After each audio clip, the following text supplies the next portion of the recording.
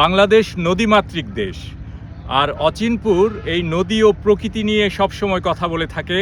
দর্শক বন্ধুরা, অচিনপুর আজকে যেই নদীটার সামনে দাঁড়িয়ে আছে সেই নদীটার নাম হচ্ছে বংশী নদী বা বংশাই নদী। হ্যাঁ, এই বংশাই নদীটা জামালপুরের পুরনো ব্রহ্মপুত্র থেকে উৎপত্তি এবং গাজীপুর এবং টাঙ্গাইলের ভিতর দিয়ে দীর্ঘ 238 কিলোমিটার পার হয়ে সেটা গিয়ে মিশেছে ধলেশ্বরী নদীতে। হ্যাঁ বন্ধুরা, আসলে নদীমাতৃক এই দেশে নদীর কিন্তু অভাব নেই, নদীর নামের অভাব নেই, নদীর নামের শেষ নেই।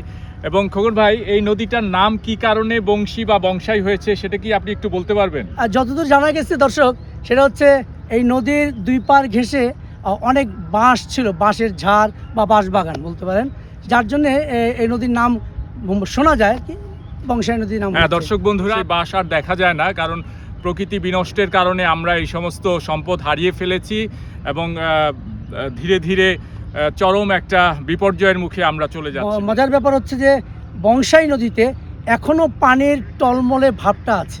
পানির এই রং না থাকলে কিন্তু মাছেরা, যে পানির যেই উদ্ভিদরা, এগুলা জীববৈচিত্র্য বেঁচে থাকতে পারবে না। আসলে আমরা বেশিরভাগ নদীর এই জীববৈচিত্র্য হারিয়ে ফেলছি এই পানির দূষণের কারণে। তবে একটা দুঃসংবাদ দিই আপনাকে, এখানেও সাকার মাছের সেই ইয়েটা শুরু হয়ে গেছে। বন্ধুরা, আমরা এই নদী পাড়ে হাঁটতে হাঁটতে দেখছিলাম যে জেলেরা মাছ ধরে এখানে জাল থেকে যে মাছ সংগ্রহ করছিল এবং সেখানে ফেলে রাখা বেশ কিছু সাকারের মৃতদেহ পাওয়া যায়। তার মানে আমরা এই সাকার মাছ কিন্তু আমাদেরকে গ্রাস করে ফেলছে ধীরে ধীরে, নদী এবং জলাভূমিকে গ্রাস করে ফেলছে এবং এই সাকারের হাত থেকে আমরা কিভাবে মুক্ত হব আমরা জানি না।